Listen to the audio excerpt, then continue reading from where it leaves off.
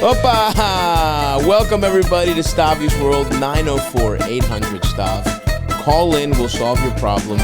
Very happy to have on the pod, on the couch today, Paige Kennedy. Dude, thank you so much for coming. Hey man, thank you for having me, brother. I absolutely. It. No, I love it. We do a lot of stand-ups here. It's cool to get, you've had an accomplished career, obviously, actor, rapper, all that stuff. But truly the quickest way on this podcast is to be in a movie where a guy kills a shark with a samurai sword.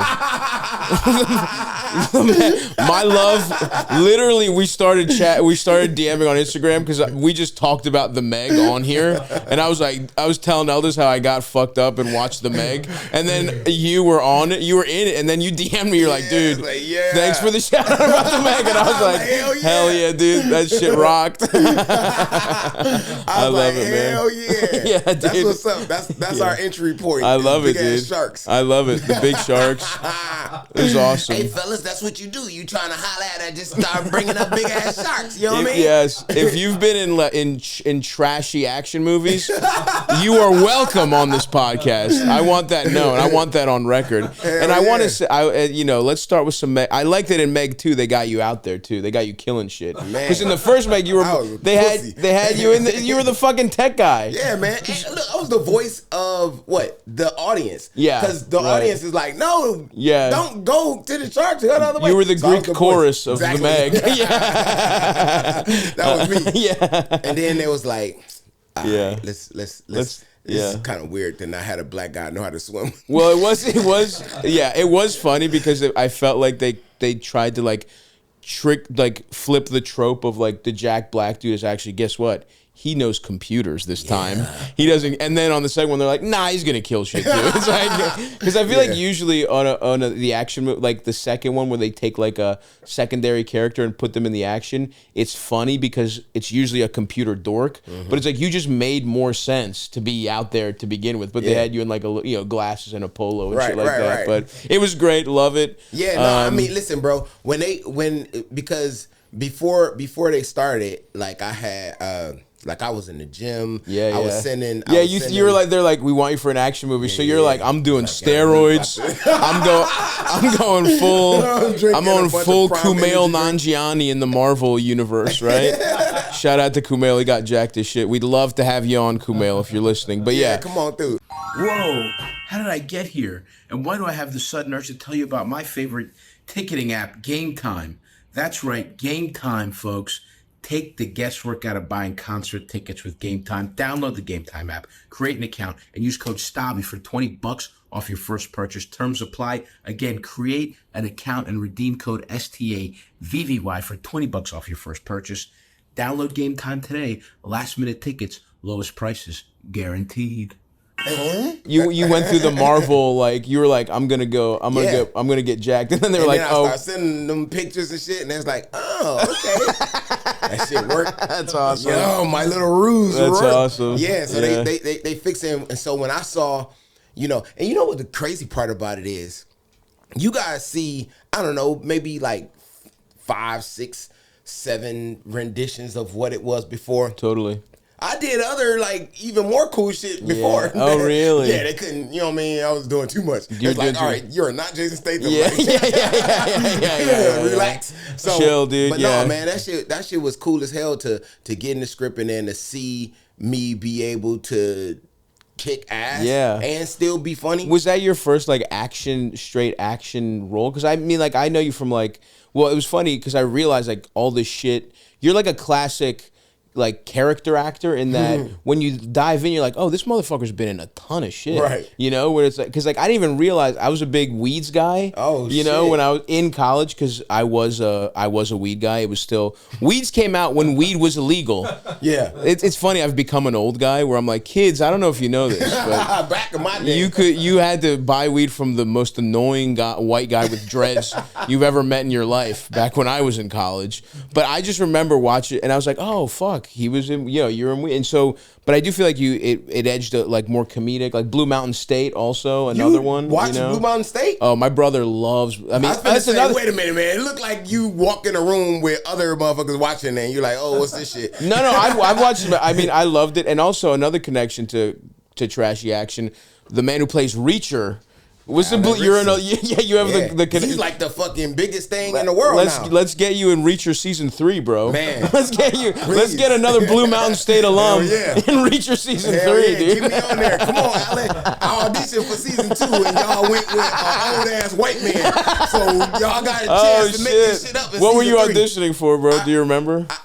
It was one of the villains that cool. They hired like a 55-year-old white man. Well, they hired Robert Patrick from the main villain was the Robert Patrick from Terminator. But maybe that was it. yeah. That's best. Sorry, man. That's a better get. No disrespect. You gotta get the Terminator, the guy from Terminator 2, bro. I love you, but give me Robert Patrick as the main guy. Fair enough. And you know they do that a lot. So I mean, I've auditioned. The only Marvel thing I ever auditioned for was in. I don't know if I should even actually say it, but a much more accomplished comedian got it. Like a much funnier, more talented person got it. And I was like, all right. Was he kind of like you? No, not at all. Oh. That's the thing. If it was a fat white guy, I would have been pissed off. It was, I'll just say it was, whatever. Just a better looking, funnier guy. You thought we was going to get it, and you'd then never he still think, pussied out and didn't tell us. Yeah. Well, it was fun. It was funny because you get a big, I mean, I'm not an actor. I mean, I'm trying to get into it, but you get a big audition like that, and immediately you're like, what do you get? I'm not getting the fucking Marvel movie. They're going to find my pot. The second I get cast, it's a Disney thing. They're going to find all the dumb bullshit. I have hundreds of hours of fucked up shit that I've not really said, but laughed at. I'm a big laugher at fucked up shit.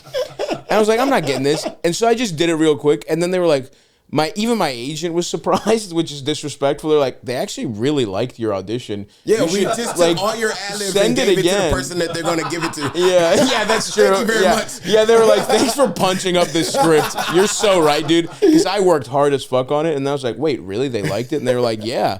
But then, of course, it just goes to a much more handsome guy who's becoming a movie star, and I'm friends with. But anyway, so I'm not happy. I just signed something, so I don't want to say. You know, you can't. But I'll tell you after. It will make no sense. You'll be like, what? Why were you guys even up for the same thing? But anyway, yeah, let's get you. But anyway, so was that your first action thing, like getting to really kick ass, or not? Well, I was in SWAT. You remember that movie with LL Cool J and oh, that's another good one. That's another classic. Yeah. Right, the genre we're talking about. Yeah, and the funny thing about me being in SWAT is right before that, the first movie that I ever got was Leprechaun Back to the Hood. Yeah, no, fuck! Dude, are you kidding?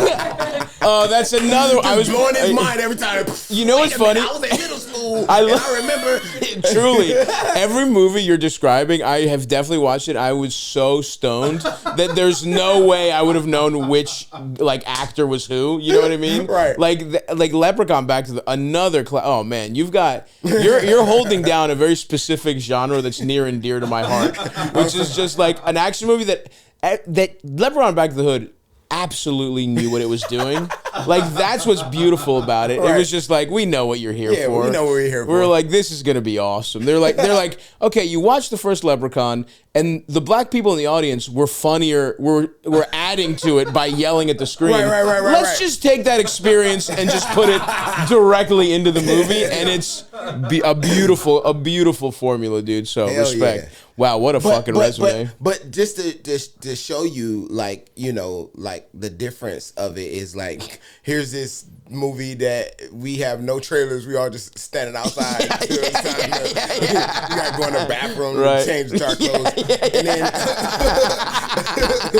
in some big ass warehouse, it's cold as shit. So fucking funny, we all dude. in the same place. And then, you know, immediately, like 10 days after we shoot that, then I go to like the biggest thing that you can possibly have. And I remember like, you know, they were driving us to the 6th Street Bridge in the van, and it was like Samuel Jackson in the front seat. That's fucking wild. Colin Farrell. Yeah. LL Cool J, Michelle Rodriguez, Jeremy Renner. Insane, dude. And I'm sitting in the back seat like, yeah, what the fuck's going on? Yeah, that's insane. Like, what if this car like just goes off the road or like what the? Oh, you're not making it at all. I'm not making. Look, I'm not making the press release. Not at all. Died. The bus driver might make it first because it's like they just want to don't disrespect the working man. You know what I mean? Like they'll say the famous people and then also the crew. Like you were right in the sweet spot where you technically were talent, but come on, man, you're not making Nobody that. even knows I died.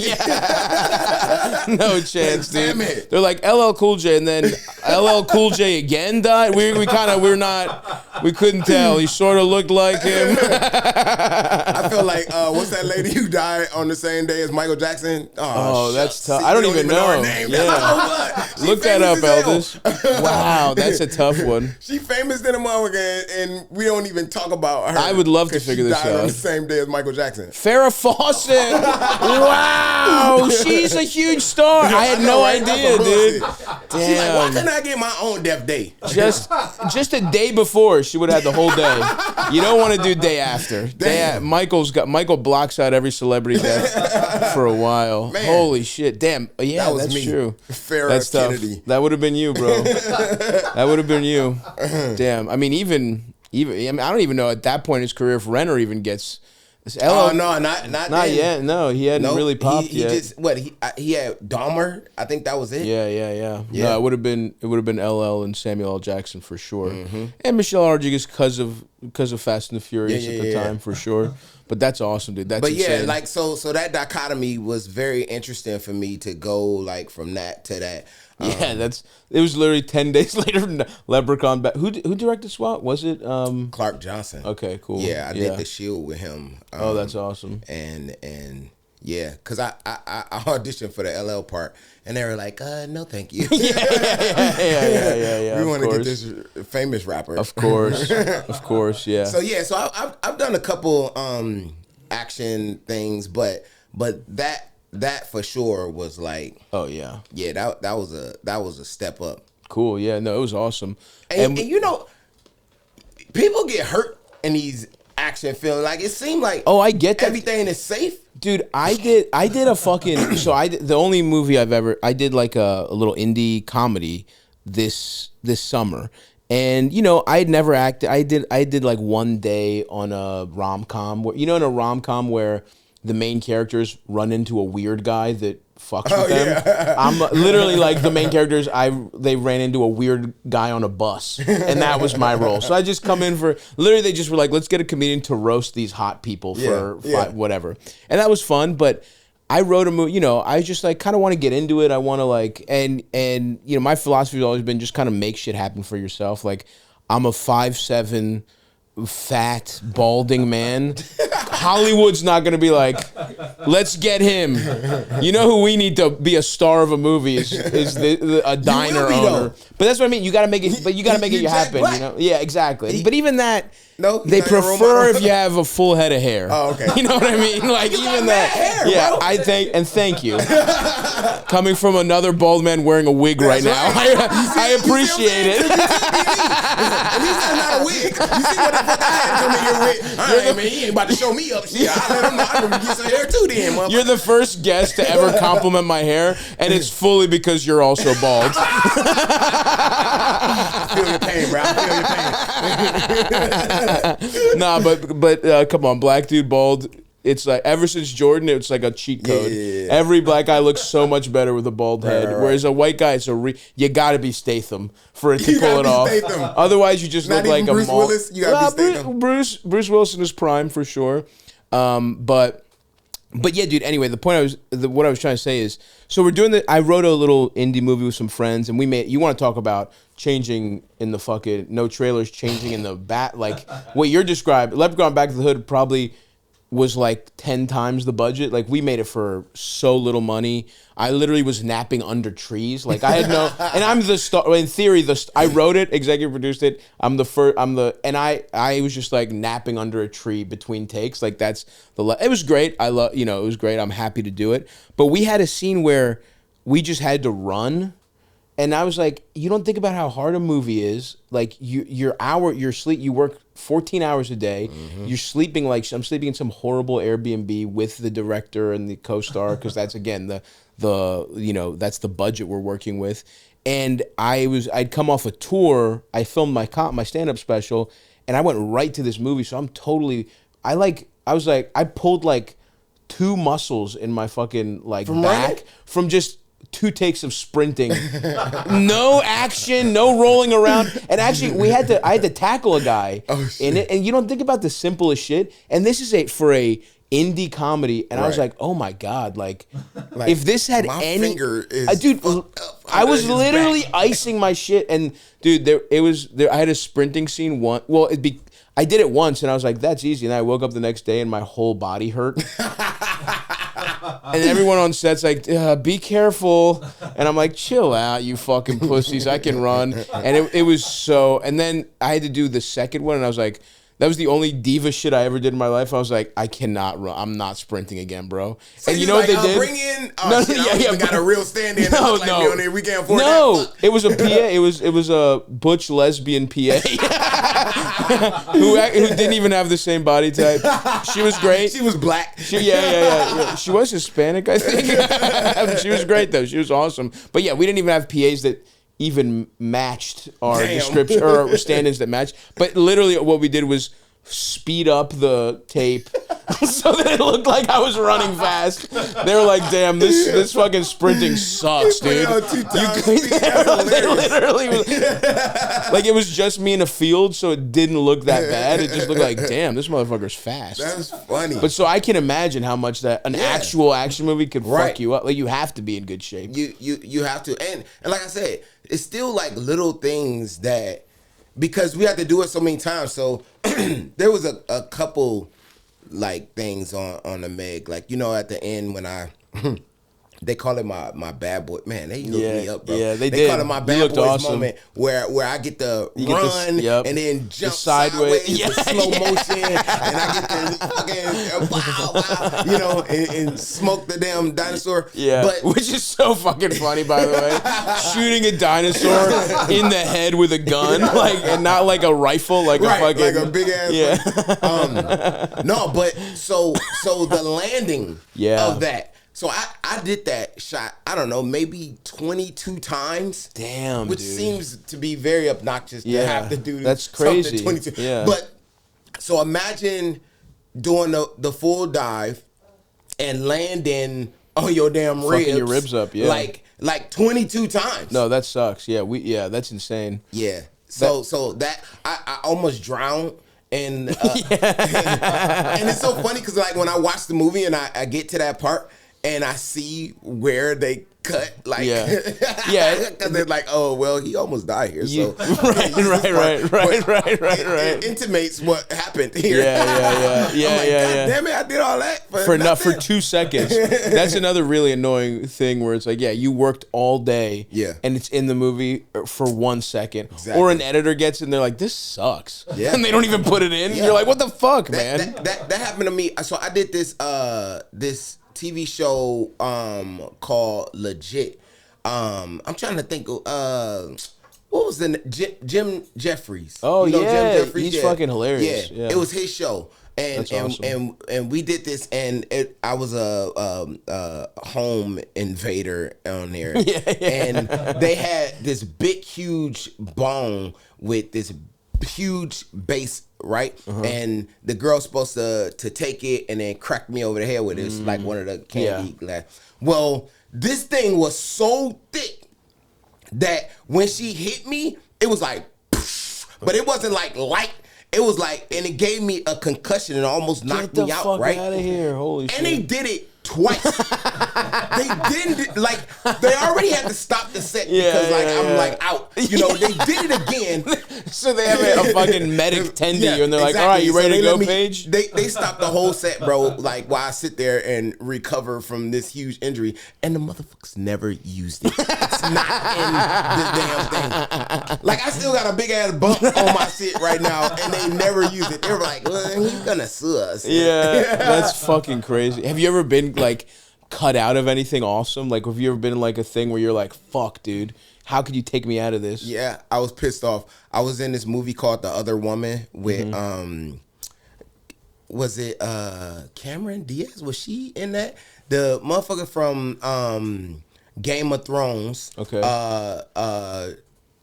Jamie Lannister. Oh yeah, here we go. The other woman. Nicki Minaj was in that. Yeah, Kate Upton, Leslie Mann. So I don't know how to pronounce Nikolaj Coster's name. Coster-Waldau. Yeah, so he was in Jamie Game of Lannister. Thrones. Jamie Lannister. Jamie Lannister. He's in Shot Caller too. Right. Don Johnson in this. Yeah, it's a big movie. So I was the end credit scene, right? They brought me in to be the end credit scene because he goes to jail at the end of the thing, and I'm his cellmate, and I rape him.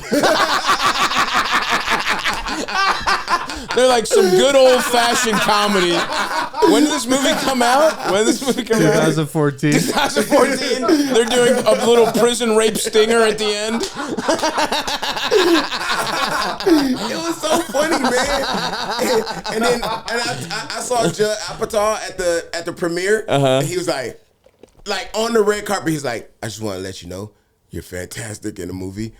But the test audiences, they really didn't like you raping Jamie Lannister. I'm like, what are you talking about? I think he's lying. I'm like, I hope this was a joke. I'm sitting there waiting the whole time like, oh my! So no one tells you. You go to the premiere, and your thing is at the end. Premiere. So you're the whole time. You're like, here we go. Yeah, I'm popping this. I'm about to rape the shit out of Jamie Lannister, baby.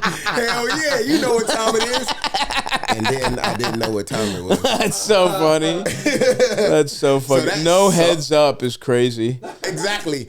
Did he direct it? Because his wife's in it. I don't know who. Go up, Eldis. You know, she's so funny. She's actually hilarious. one of the most funny. Oh, Cassavetes. Oh, Nick Cassavetes. Yeah, that guy's awesome. He's done some fucking bangers, and he's obviously, his dad is like the fucking the guy who started basically, indie film, or not started, but he's a big, John Cassavetes. But Nick Cassavetes did a lot of fucking cool shit. But anyway, John Q. He's done a ton of huge movies, but. So that sucked. Yeah. I'm like, man, damn it. Yeah, that sucks, dude. Yeah, because that seems like a thing that happens to actors a lot, where it's like you get something, or you get close to something. Like I remember I was Toothless, and again, I'm not trying to be like, oh, as an actor myself, I didn't have a tooth for 2 years, and I got to the end, and I wasn't popping at all at the time, and my podcast was doing well, but I never got any commercial stuff. I always figured like, oh, I'm toothless. There's look at me right there. I didn't have a tooth with the full body. Yeah. Now that was a look. Yeah, absolutely. Well, yeah, but so looking like that, I got to the final round of auditions for a commercial where I had to be a fucking carnival ride operator. And I'm like, well, I'm fucking toothless. I'm gonna get this. Who's gonna beat me at being? And I lost, and it was a lot of money because it's like, you know how commercials pay. It's like you don't have to be famous at all, and they'll give you like $100,000 to just like pull a lever. And I lost that audition, and I was like, how the fuck did I lose this audition to like a handsome gay guy? He doesn't look like a carnival ride operator. I remember getting to but anyway, so that pissed me off. So I'm sure there's like. Have you ever been like close to getting anything awesome? And wait, hold on. Speaking of losing that job, how did you lose that tooth? Like, how are you like this? Like, what the fuck is this? You can't just skate by this. Yeah. Like, what is this? Well, a lot of my philosophy is like, how fucked up looking can I be and still succeed in life? Because I think that's a big. I look like a jack-o'-lantern. Yeah, totally. It's a big badge of honor. And I had like a hot girlfriend when I looked like that. Wow. My life was honestly, the toothless years of my life were the best years of my life. I miss it. A big issue I have is that I wish I had my bald long hair with no tooth. That would be a power look. That's fucked up that I never paired these two. That would have been crazy. Yeah, but I literally, I used to do a bit about it, but I literally, the final straw was I cracked it on a chicken wing. Like I was eating wings and the tooth fucking cracked. Yeah, and I finished the wings, by the way. I ate them with like the back of my teeth. Like, oh, you going down? Yeah, you did? I'm really about to fuck you up now. And I literally was like, I peeled the wings off and like placed them in my back teeth. I'm in a comedy club. I was at the Comedy Cellar, they do have the best wings. I will say that. Weirdly, the Comedy Cellar has incredible wings. That sounds like a terrible commercial for them. Dude, take out your tooth. Yeah, I know. Wings so good. That's how crispy they are. You don't even have to tell them to double fry them. But Wait, so where was the tooth? Did you keep it? Did you? So what happened was, ultimately what happened is I had something called tooth resorption, which is when like your tooth is so weak, or like it's like you have some trauma to the tooth, and like it just slowly, for whatever reason, nutrients are coming out of it. So it's fucked up, and it's just your body is absorbing the tooth from the inside. So you don't know that you have this little fucked up tooth, and it just completely. I would feel it like if you put any pressure on it, but again, I'm broke at the time. I'm not going to the fucking dentist. Right. And then I went to some like, oh man, my mom worked at a dental lab, used to work at a dental lab, and so they had like a hookup with a dentist who would like fix it up. But I got I'm not kidding, a $50 root canal. And you'll be shocked. Canal? You'll be shocked to hear it didn't fix it. And it was so weird, dude. This guy just was like, he was a nice guy, but just you don't want to have a dentist that in the same parking lot as a Jiffy Lube. Like that's a good rule of thumb. And he just fucked it up. I mean, he didn't fuck it up. I don't know what he did. And then I just cracked it on this fucking wing, and it didn't come out. It was just cracked. And it hurt so bad. Damn. And for 3 days, because I had, when you're young and poor, you're just like, any health problem, you're like, well, we'll give this 3 weeks to fix itself. Yeah. You know what I mean? Like, it's going to grow back, like, right? Yeah. Like, I literally was like, just a good night's rest and my tooth will be back to normal. And so I eventually just had to go to the dentist because it hurt so fucking bad.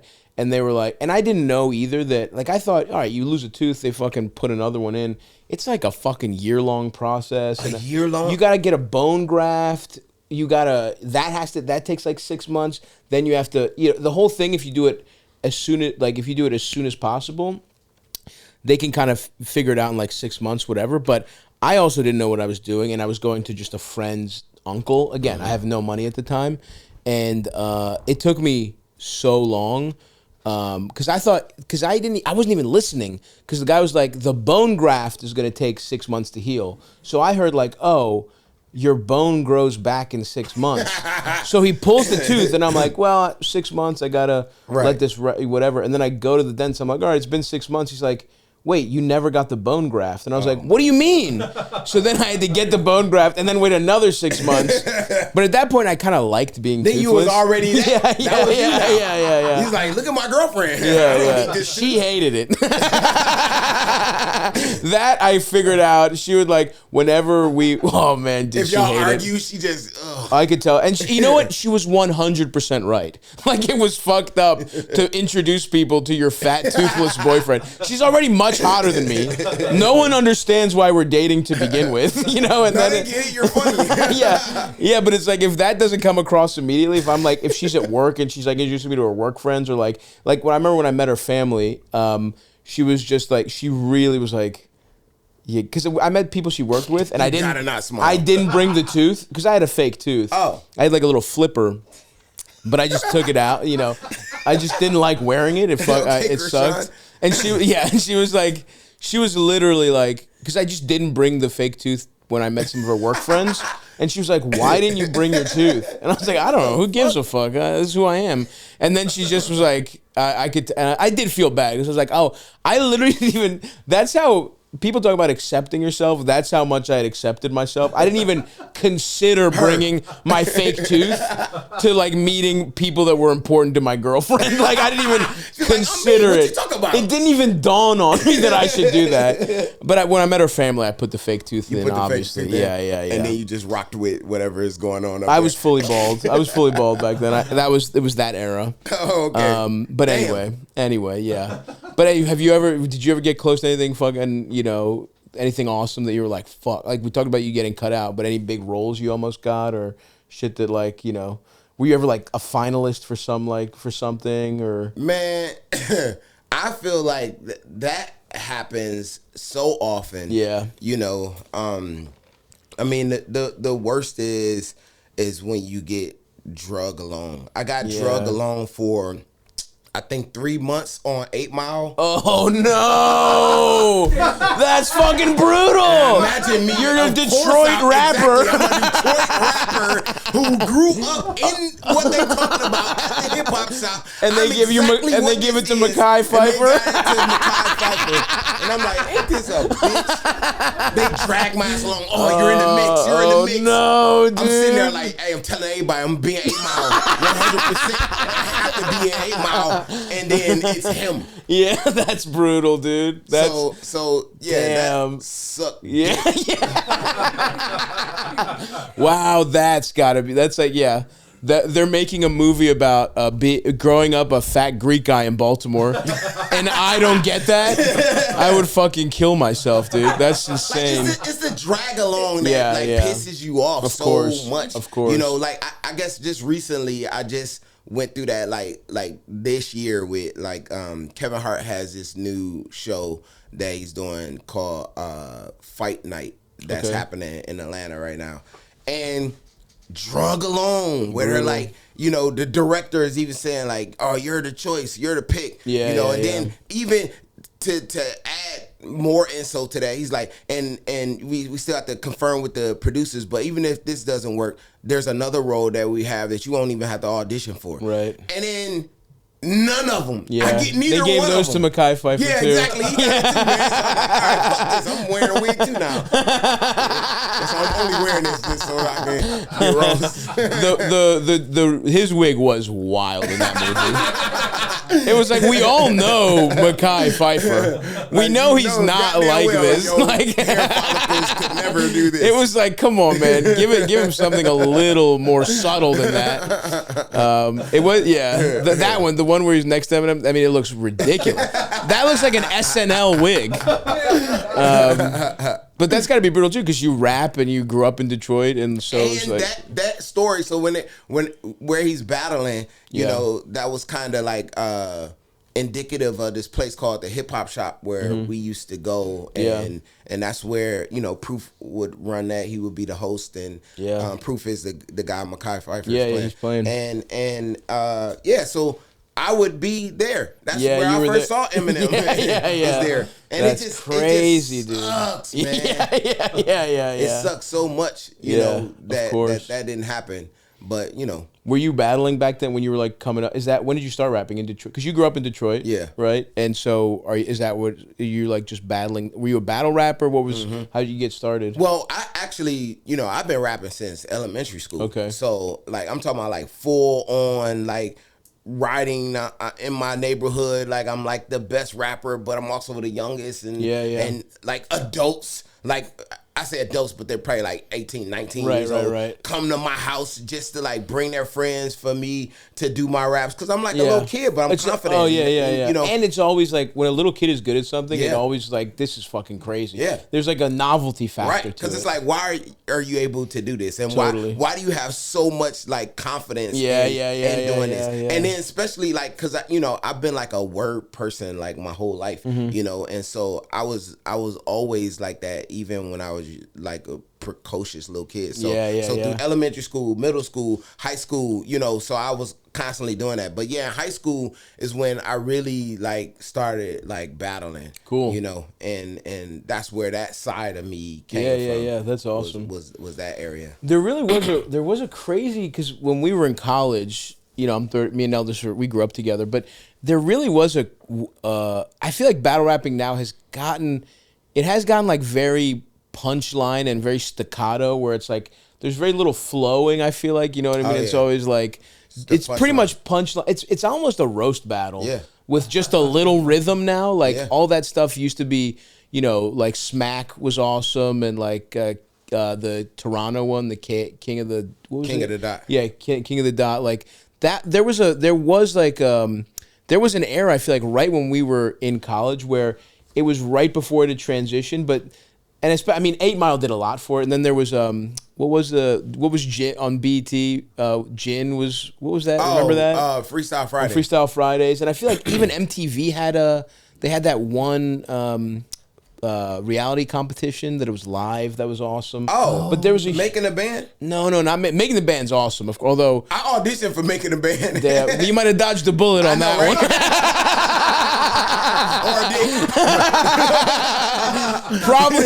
Probably for the best that you got that you didn't get that one. No diddy yet.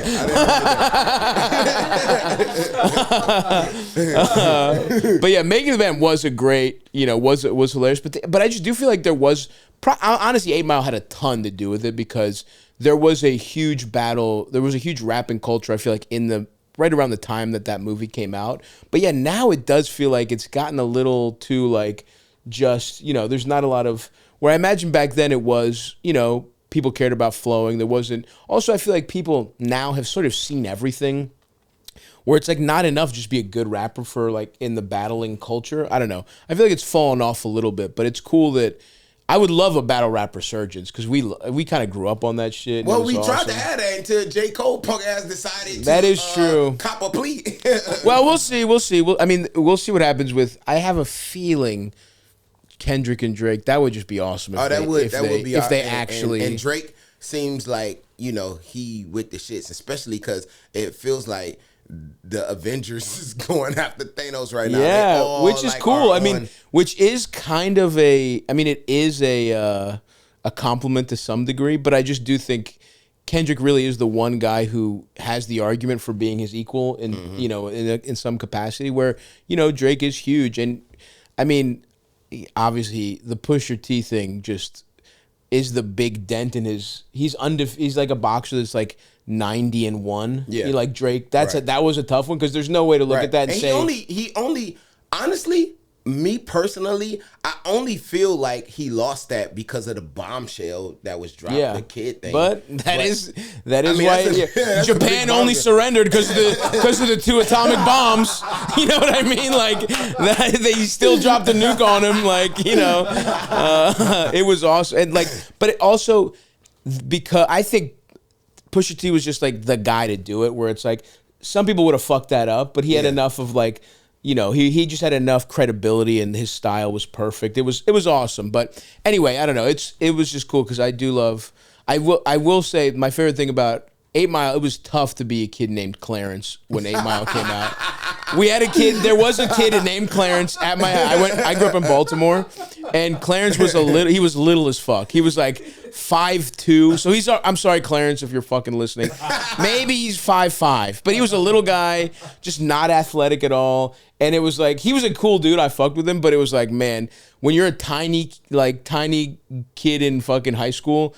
And your name's Clarence, and that shit drops. Yeah, there's no coming back from that. Damn. There was no coming back from that from Clarence. Cool dude. I don't want to say his last name, but damn, Clarence. Yeah, poor Clarence, man. What are you gonna do?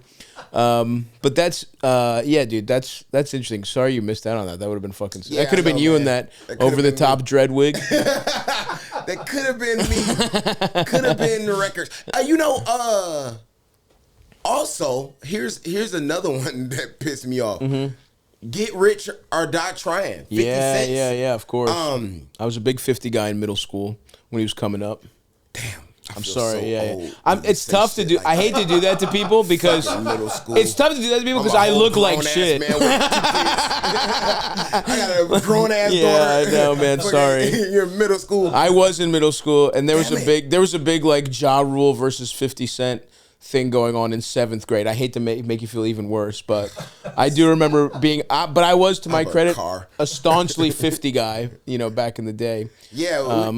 So what happened was before they did the movie, they wanted to get 50 up to speed acting wise, and so they went and they like handpicked. I think it was 4 of us actors to meet with the director. They took us to this amazing hotel in Hollywood. It was me, Taraji P. Henson, Omar Benson, who is actually in is Omar in this in 8 Mile and in Get Rich or Die Trying? I feel like he is. Sure. Omar Benson So he's been in a ton of stuff. Like so he was in both. He's in this and in Get Rich or Die Trying. Yeah. And then there was also another actor from New York that they brought. So they brought us all in to work with him and like do scenes with him. And we did it. We didn't get paid or anything. Yeah, damn. Like we did it on the pretenses that we thinking You're that part we're of the gonna be project, part of the project. And only Omar was that's so funny. That that must have been the. I mean, So I 50, can't you owe me imagine. money. I can't imagine trying to like get through trying to act with 50 Cent at that time. Like I know, right? That must have been your greatest challenge because you're literally Shakespeare. Aren't you a Shakespearean trained actor to be like, all right, 50, let's spar. Let's go back and forth. Exactly. I can't imagine. 50's great. He's hilarious, but I wouldn't say he's our finest actor.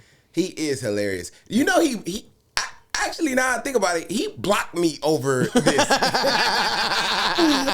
He's petty. This up before. He's petty online. When he was doing the he was going through the Get the Strap campaign where he's going by telling people that they owe him money. Oh, like, wow, remember? really? I don't remember that, actually. This is probably like maybe like four years ago. Okay. When he was just like, that was his little shtick that he was. He's many always, people owe him money or whatever. Yeah. So I did the same thing back to him. I said, you owe me money because your ass. And his son commented on one of my things, and because his son commented on it, and he's like beefed out with his son, I guess. Oh, he is? He blocked me. He's beefing with his own son. Like they met each other, so he blocked my ass. Cause I'm like, damn. Wow, dude. He not even a case of vitamin water. He can't send you. Unblock me, please. That's fucking wild, dude. Dude, that's crazy. I mean, dude, we could talk forever. About that. I have so many questions. If you're ever back, please come do the show again. But we got half of the show here that we do is advice. So we'd love to we love to get your perspective to some of our listeners here. And anything, by the way, anything you want to plug, anything people should check out in particular. I got Straight Bars 5 out right now. My mixtape that is available everywhere. There's 5. It's a series of 5 mixtapes, straight bars. It's no hooks, no gimmicks, just like straight, awesome, like dude. Crazy bars that's coming at you. Nice. And then I also have my album out, A Book of Pages. All of this stuff is like on the streaming platform. So yeah, check it out. Definitely check follow that out. Follow page on. We'll have all this stuff linked. Eldest shit, dude. Eldest, you got to dust off Fruity Loops, dude. Make a couple beats, because we all. That's another thing. We were fucking there. We just grew up in the air, and we're both from Baltimore. We were big rap fans too, and Eldest definitely had his producer era. You got a couple placements, dude. Oh yeah, we'll get your beat mail after the show. I'll slide you some shit. You'll be like, damn, this guy's got to stop fucking reaching out. Yeah, before we started working together, that was like Eldest's way to try and get out of his shitty media job. He was just DMing like SoundCloud teenagers. Eldest is just like emailing like these kids on pills, like, hey guys, check out my fucking room, check out my beats. I'm DMing fucking SoundCloud rappers. I'm DMing 16-year-olds on cough syrup. I'm paying like a 14-year-old like $20 to give me tracks to like FL Studio and different VSTs and shit. What a hilarious era, dude. Damn, there is something. I do feel like there is a compulsion amongst every white kid that grew up in like a predominantly black city where you're like, maybe I could be a rapper. Right. Like everyone has that. You have to stop yourself. And production is the one, like, it's the non-embarrassing way to go about it. It's like, yeah, this is fine. There's plenty of like, I do feel like that's an archetype of producer is like, there's like, obviously like Alchemist was just a cool dude who happens to be white, but then there's like a ton of producers who are just dork white guys that are just sick. You see a picture of them, you're like, what? This is who this guy is? That. And you could have been that. In a different life, that could have been you. Should have hit that YouTube harder. You should have hit YouTube harder. Hey, we'll do it, dude. When we give in, when we finally start our vanity rap project, we'll hire you as a ghostwriter, Paige. Appreciate that. I would love that, dude. Just like a 5-track mixtape where it's just like, you know, bragging about, oh, that would be awesome. Yeah. That's when you get famous. Like when a famous person like when they retroactively get into music, like you've been rapping forever, but like Bruce Willis is a great example where it's like that motherfucker's going on tour with his band or like that kind of back in the day, like that'll be our vanity project. We fucking do a mixtape that you produce and even though I can't rap, it would just be I'm just copying all of Action Bronson's. Everybody can rap now. Like yeah. I feel like with your aesthetic. Totally. It would be all aesthetic. It would be awesome, all, bro. yeah. I would look all, that's the thing though. I would just be stealing Action Bronson's whole shit. That's really what it is. When Action came out, I was like, oh, that guy rocks. That's everything. That's everything I want to be. I just looked at him. I was like, damn, that guy, he was fatter than me at the time. Now he's awesome. Now he's, you know, jacked. I literally am just following his whole life plan, to be honest. I'm trying to get jacked. He's out here, right? Yeah, I think he's back and forth. I think that, you know, anytime a lot of people kind of bounce around. But yeah, he's from here. He's actually from Queens. We'd love to get him on the pod. I gotta fucking hit him up because he's awesome. But anyway. Whoa, I'm back. And I want to tell you about Gametime even more than I did at the beginning of the episode.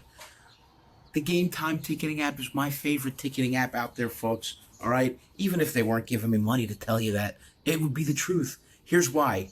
Last minute flash deals. I respect that, and I respect the fact that it's all-in pricing. I hate getting my ass bungled. I hate when my tushy gets piped by fees, hidden fees. I hate that shit so much. No fees, you're all-in pricing. You know exactly what you're getting from the jump. And like I said, the flash deals, I love that shit because I'm in Baltimore this summer, okay? Baseball's the kind of thing, they play 200 fucking games. You know, I'm not going to make I can't plan my life around their games, but Camden Yards is a beautiful ballpark. I'm spending my summer walking around, checking shit out. And if I happen to be in the area, I check Gametime's flash deals. Holy shit. $7 tickets for the O's, last minute, buy them right there. I do. I get them immediately. That's what I love about it. They know that we kind of got them by the balls if we wait a little. I'm a deal hunter. I'm a bargain hunter. I like playing Russian roulette with the event or the venue, whatever, and being like, look, I only kind of want to go to this fucking thing. I'm only going if it's a deal. And that's what it is. Gametime is the ticketing app for deal hunters. And look, if you just want to see something, you're set on it, they're there for you too. I'm strolling on it right now. They got incredible stuff coming to Baltimore this summer. I just realized Hans Zimmer's going to be here. I might see the motherfucker playing his beautiful scores at where's he playing? The CFG Bank Arena. I'm scrolling around here. Like I said, O's are coming through. I just saw that we got a monster truck rally. That I might actually buy ahead of time because I want the best seats. Whether you want a deal, you want the best seats, you want just to know exactly what you're going to pay for immediately, Gametime's the app for you. Take the guesswork out of buying concert tickets with Gametime. Download the Gametime app, create an account, and use code Stavvy for $20 off your first purchase. $20 on me. Terms apply. Again, create an account and redeem code Stavvy, STAVVY, for $20 off. Download Gametime today. Last minute tickets, lowest prices, guaranteed. Hey, the Are You Garbage Boys are coming to Baltimore. Buy their tickets off Gametime, and maybe I'll pop on the stage too. Cool. Enough of that. Check out the mixtapes. We'll have it all linked. Check out the album, and let's do some questions here, LD. Hey, Stavvy. Hey, Eldest. Nope. I have kind Every of a weird time. question. It never plays. Hey, Stavvy. Hey, Eldest. I have kind of a weird question today. Okay. So I started dating again recently, and I met someone really organically at a show. He's awesome. We have a lot in common, and all of the things that we have in common are things he's brought up first, because I've been really careful recently. I don't really trust people, so super into spirituality, super into art. He's really into music, so we hit it off really well. We've become great friends over the past couple months, and we've taken it to the next level recently. Nice. We were texting the other day, and we were just talking about art, and I asked him what kind of mediums you work with, and he said he likes to use charcoal and pencils. I'm like, that's great, that's awesome. and he shared some of his art without me asking, which I thought was cool. I don't know. I got a weird feeling about it because he said, I'm not very good with pencil. Sends me this immaculate drawing. And I don't know. I just had a weird feeling. So I reverse image searched it on Google, and it turns out that was another artist's picture, which is, I think, a really weird thing to lie about.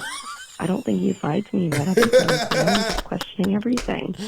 I haven't said anything to him yet. I just kind of played along with it because he didn't know that I did that. But that's crazy. What would you do? What should I do? I'm extremely weirded out now because that's fucking weird. Art that they do. I don't know. I showed him my stuff. It's not that good. I just like to make shit because I like to make shit. Sure. Yeah. What do you guys think? Is it weird? Should I just ghost him? I don't think think I'm gonna say something, but I don't want to make it too uncomfortable and embarrass him. I mean, thanks, guys. Hope you're having a great day. That's fucking crazy. Yo, that's insane. Also, dude, if you're gonna do that, you gotta figure out people can reverse image. No, he didn't think she would be a fucking psychopath and go and reverse engineer the goddamn image. I don't know that it's a He's like, bitch, just take the goddamn and say that's cool and go on about your life. You don't gotta go and be a sleuth about it. What the fuck is wrong with you?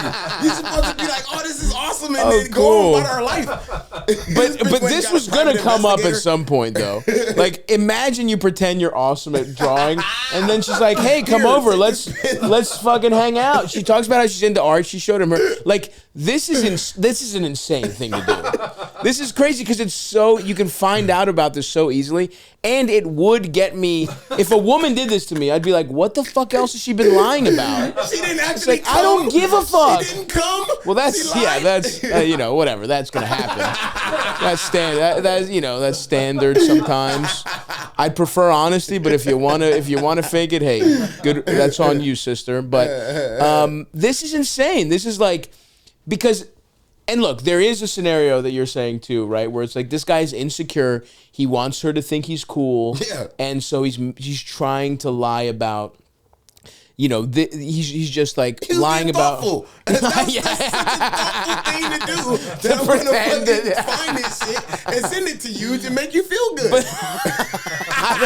But imagine if, it's like, it's all based on this like pretense that he does do this stuff. So I would worry that what else has he been lying about to just, he's clearly, there's this disease of just pretending to be someone to impress the person you're dating.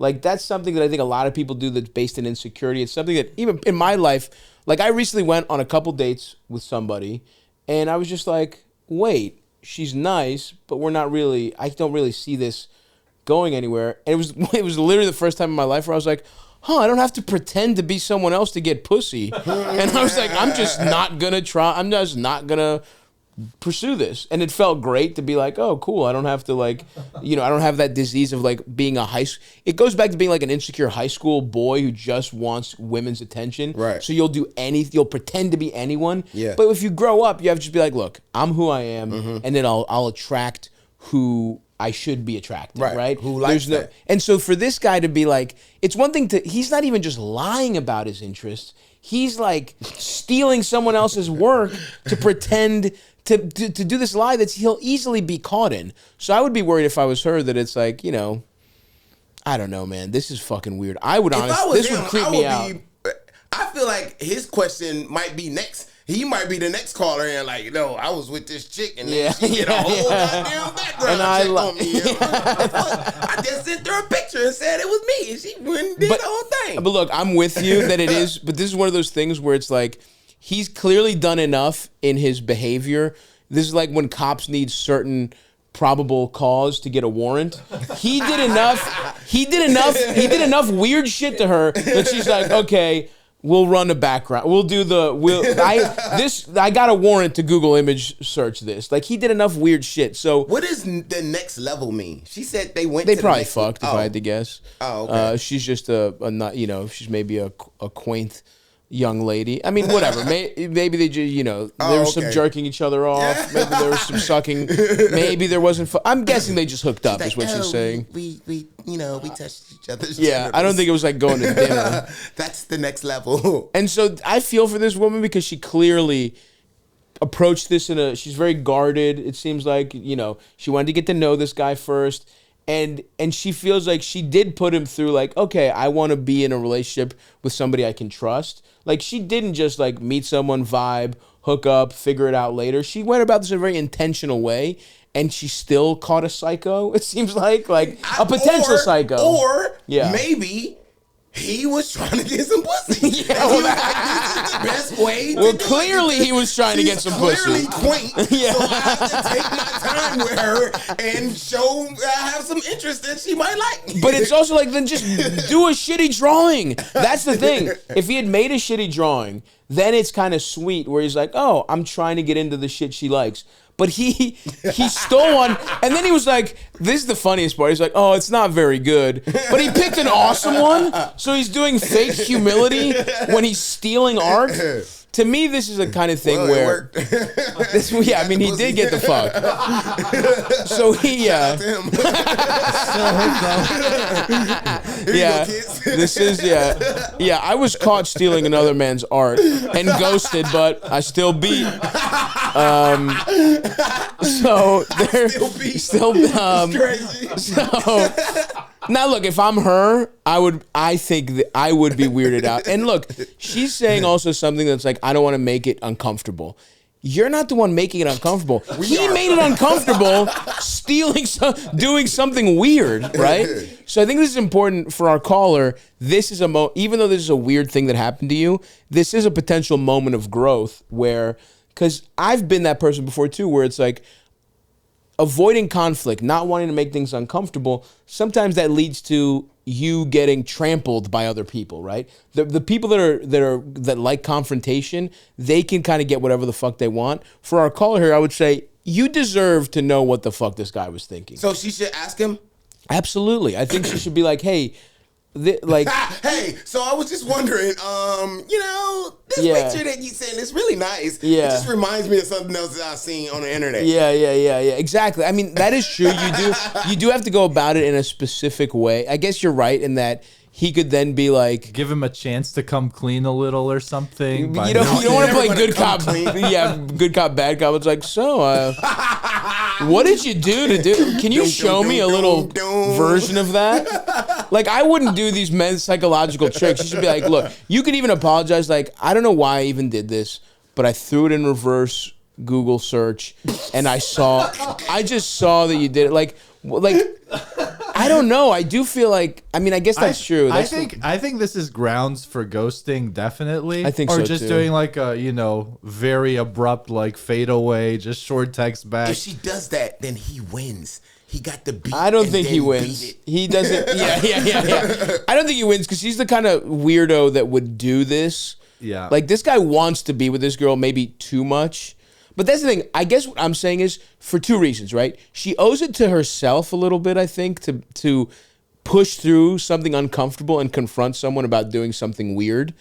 But also, it's like, I do think there is a possibility that this guy just likes her so much that he doesn't want, that he wants to present himself as someone who's good at the shit that she likes. Now, if I had to pick, I would say, this is probably not somebody you're going to end up with, somebody you're going to date long term. It is fucking weird. The only problem here is why did you reverse Google image search it? And that is very interesting to me. What made you say, you know what I'll do? But I get it. She choose to do that? Vibes, dude. Yeah. Sometimes she literally said, I just had a weird feeling. And my only thing about her confronting him about it is that's a little bit of a hurdle for her to get through of like, hey, look, I just had an interesting feeling. You said it wasn't so good. I thought it was incredible. I just looked it up to see if there was other similar work, whatever. I don't even know what you even say, but I do agree with you. It is grounds for ghosting. I think it's such a weird thing to do. At first, it sounds like pathetic, but it's not. It does sound it's pathetic. not pathetic though. It's like in the realm of like pathological lying. You're right. So I feel like if she even like confronts it, who knows what other stories like You're right. he's gonna be pulling out and shit. He's like, that guy actually stole from me. Oh my God, someone's using my work. He's like, I have to go find this guy, and then he just never talks to her again. That's a good point, Eldis. Yeah. I just feel for her. I can see this guy trying to like claw out of a confrontation with more that's lies. That's a very good point. That is a very good point. And you know what? Ultimately, if this was somebody that was more important to you, maybe then you have to confront him. But it's like, look, sometimes you take L's when you're dating. Just happens. You took it later in the process than you put a like. This guy revealed himself to be a fucking potential psychopath later on. Like, if he lies about this, what else has he been lying about? She also said she hasn't really revealed what she's into. Like, is this guy doing the whole stalking her social media and pretending to be a different guy? Like, is he doing like a little talented Mr. Ripley thing of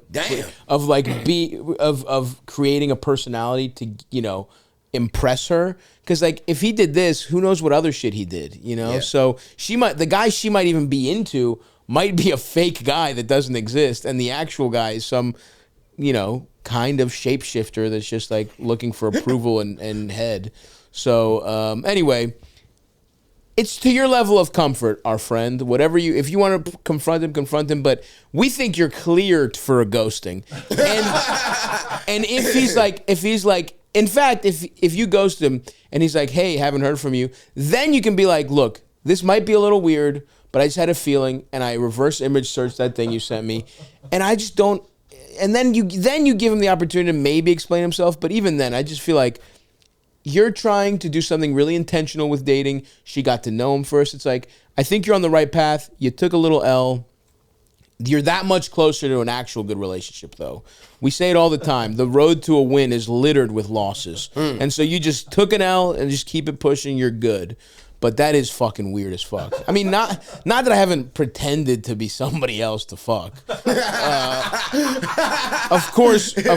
But I honestly, just wore a mask and actually turned my person into someone else. Exactly. I just sort of pretended to be into stuff that I pretended some girl I hooked up with had like pet rats. And I pretended that wasn't fucked up to get pussy. You know, I was like, oh, these guys are cute. You know, like that's it was fucked up. Yeah, it was weird. But honestly, the pussy was pretty good. she was out of her mind. So, oh man, the good old days, the Baltimore days. All right, what else we got here, Eldis? Hey, Stav. Hey, LD. I have a predicament with my son. I am raising a 7th grader and an 8th grader and a 7-year-old. Up until recently, my son, the 7th grader, has been such a sweet boy, so loving and so fun, and now he's just turned into a little fucking asshole. I know it's this age-appropriate, age-old fucking problem that everyone goes through with their middle schoolers, but I just can't seem to get through to him, and I feel like such a cliche, but he has wonderful grades. He gets straight A's, 1 or 2 B's, mostly A's. School's too easy for him, and he and his friends just sit there and fuck around all day. He gets attention, and then 2 days later he's getting suspended. Like, I can't do this anymore. He's becoming increasingly disinterested. He used to love sports. Now he doesn't want to play anymore, but I think it's more so all of his shit-ass, stupid friends don't like to play sports, so now he wants to be like them. And I had to take the Discord away because it's like digital Lord of the Flies, you know. I feel like I don't want to fucking scare him, but they're saying mean things to the one kid, and I'm like trying to paint a picture of like, don't put things in writing. You know, people take things seriously. And now, do I tell him like, you're going to make this kid kill himself one day? Like, what? Oh, that's tough. I want to be real with him. I want to set his expectations for consequences of like, these are real world things that happen. Like, what do I do? I can't take away his shit anymore. He doesn't have anything left. He doesn't care. He doesn't care about positive reinforcement. What do I do short of just wringing his neck like Homer Simpson? I know you don't have kids, but maybe you can have some insight since you're had brothers, and your poor mom went through it too. Oh, so. yeah, my mom definitely Thanks, went Stav. through it. Love you. Bye. I actually do feel like this woman is my mom. She sounds like her. I feel bad because I definitely was.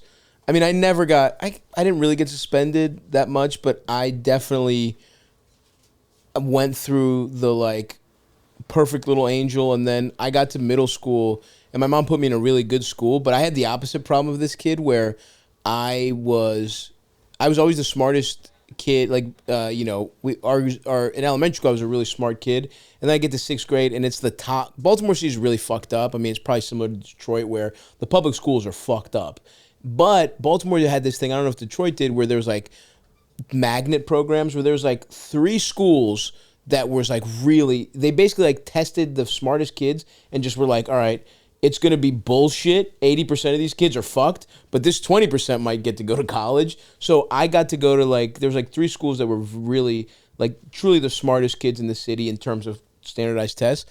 But I got there and I was the dumbest kid there because it's like the smartest kids in the whole city. Right. So I was like, oh, I'm just gonna fucking start cheating off these kids. Like I don't have to learn anymore. And that's when I developed into being kind of the class clown. And it was never this bad. I never really, got into that many fights or anything like that. I mean, I started selling weed in high school, but that was, I always like kind of covered all my bases. I never really let it get back to my parents.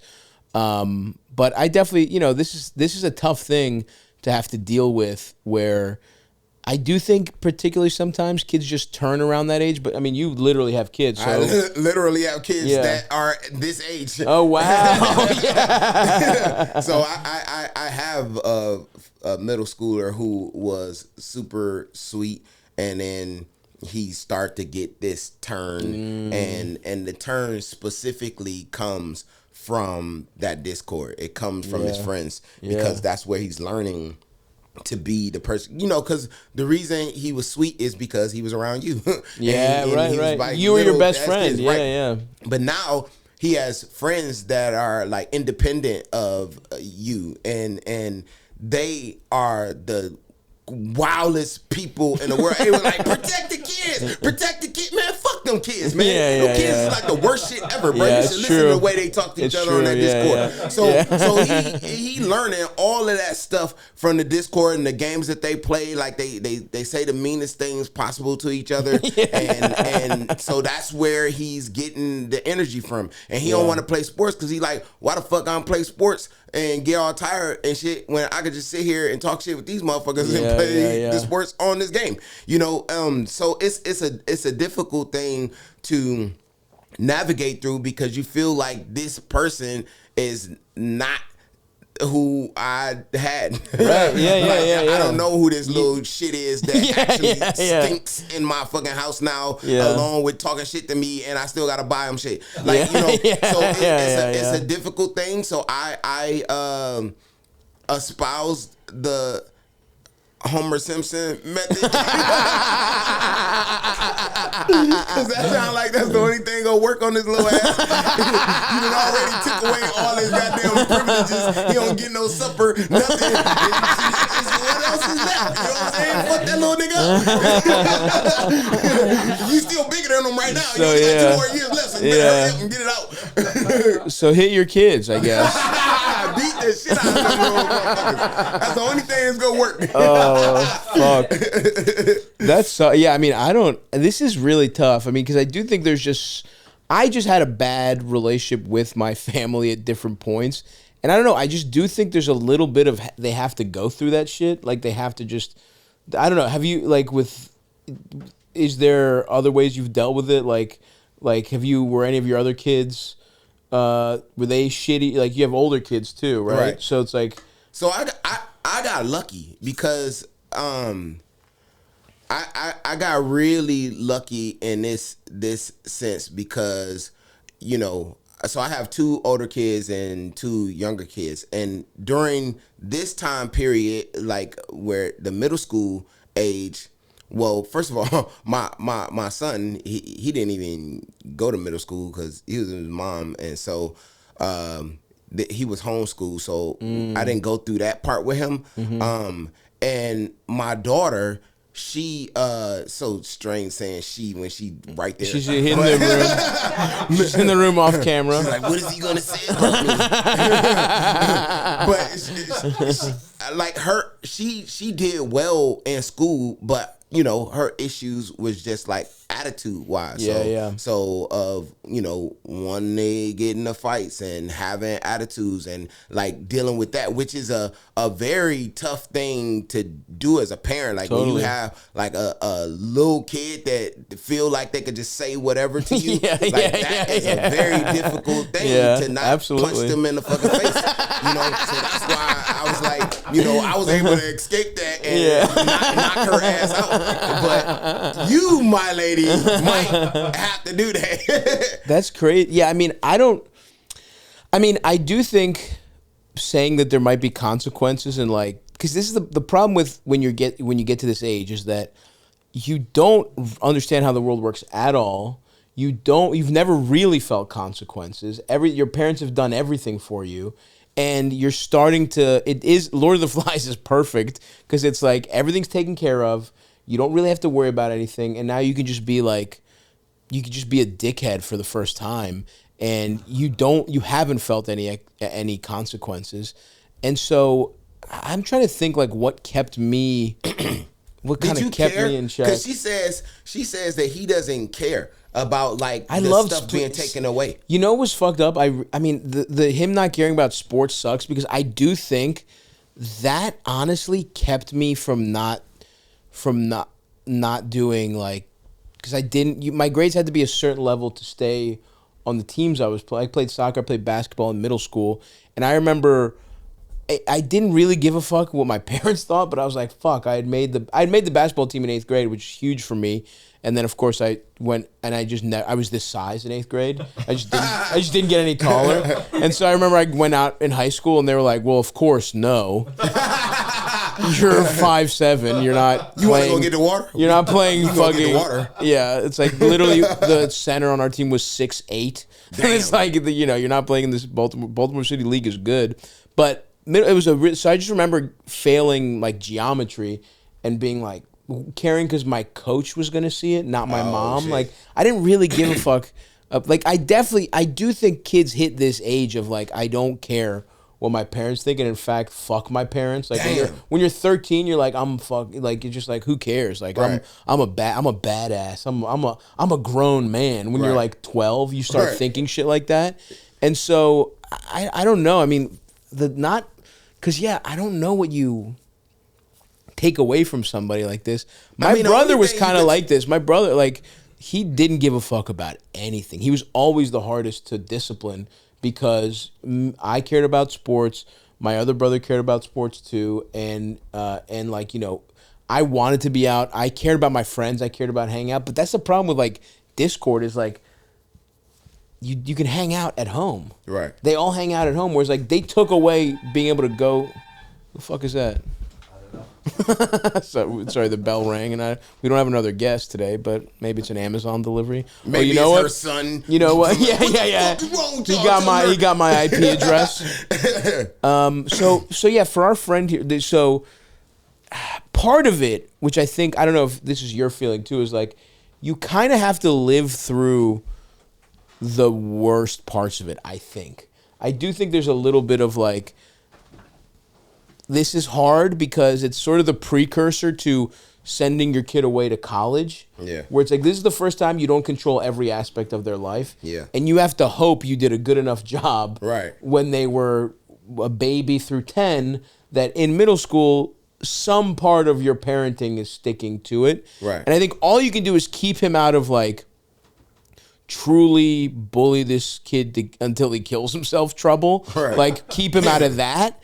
And, you know, you haven't taken anything away anymore. And it's like, I don't know if there's anything positive. If he doesn't care about sports, if he doesn't care about any of that stuff, it's like... I mean, but it's such a thing. Short of moving to a better neighborhood. Like that... You still got Discord. True, that's true. They don't matter where you are. But it could be seminal to something that is a bigger problem. So that's why you got to try to jump on it earlier because, you know, they're in a coming of age part of their life, and this is what's going to dictate who they are going to be. So you do have to kind of be on it. But I would say this, like genuinely, when you say you took everything, like, what does that mean? Because like, if you do indeed take away the phone, the Discord, the games, all of that, that matters. He has to care about that. Yeah. Unless he's just sitting in his room reading. Yeah. Unless he's sneaking it or some shit like that. He's probably sneaking it. I mean, so I don't know. He does have to go to school. Yeah. I do feel for our caller here because that is tough. I don't have kids, but I would tell this mom, go to patreon.com/Stavvy's World and become a member of the Stavvy's World Patreon. All members get access to the Stavvy's World Discord, a very beautiful, supportive community we do have a beautiful community there. That would be a good influence on him. Again, that's patreon.com/Stavvy's World. Yeah, dude, I don't know. This is so fucked up. This is the crazy part about having kids. Like, and I don't even know if I want to have kids. And it's the shit like this that would scare me, where it's like you just don't have control over how a kid turns out at some point. And everyone goes through their shitty little rebellious phase. And I think all you can do is make sure he doesn't do your part to just impart the consequences of it. Yeah. And if they don't want to hang out with you, they don't want to hang out. Like, you can't also be like the cool parent. That doesn't fucking work. Yeah, because to him, you just mom that get on his nerves. Yeah, you just kind of have to let him work through it a little bit. And I don't know. I'm trying to think about the shittiest I ever was as a kid. I don't know. For some reason, I always just kept it away from my parent. Like, we were shitty little kids, and we were doing fucked up stuff. But I kind of kept my mom out of it. Were you scared of one of your parents? Yeah, I was kind of scared of my dad, but not... But I was scared of him because my dad had a fucking anger problem. I was scared, but I didn't respect him. You know what I mean? So it was like, I was like, damn, I hope he doesn't punish me, but fuck him was kind of that was kind of the vibe in the household where it's like, so I was doing, but he wasn't really plugged in. So it was like, I was doing, like middle school is when I started drinking. Like I would not a lot, but there's a couple, it was just like the times I started getting into and then by freshman year of high school, I was just smoking a lot of weed and just trying to be. Freshman year was the first time I smoked weed. How did you get in the house smelling like weed? Yeah, I didn't. I smoked. Well, it was funny is we started smoking weed before soccer practice. That was my JV soccer was so shitty, and the coach was such a fucking dumbass that we were just getting high. I remember getting high behind the CVS. And then going to practice. And then, it was more of a because that's the other thing is I was a latchkey kid to some extent too, where it was like my dad was, he had his own business and my mom worked, she wouldn't get home until late and she worked 2 jobs. So we would go to the rec center. We had there was a lot of latitude for us to get into trouble where our parents didn't see it. So part of me wonders if there's you might be too observant of your son's life. There is something to that where it's parents really shouldn't have access to, and yeah, we said horrific shit to each other too. It just was never in writing. Right. So there's a little bit of me that to give her some positivity is yes, teenage kids are monsters. 12 through fucking 14 is so shitty. Middle school kids are the worst kids, and they're so mean to each other. And I just think you don't have to be as plugged in. How much time did I really spend with my parents? They both were, my dad said he was always working. He was just hanging out with his boys. There was at the Greek coffee shop, and he would work one day really hard. But he was never home anyway. He wasn't working, but he wasn't home. And my mom was working 2 jobs. And I think about the time I actually spent with my parents, I don't know, 4 hours a week. The most I saw my mom was when she would drive me, because I had to drive across town and she had a job around there. And so the most I saw her was she would with the days of her, when we were carpooling, she drove us and we would literally chat.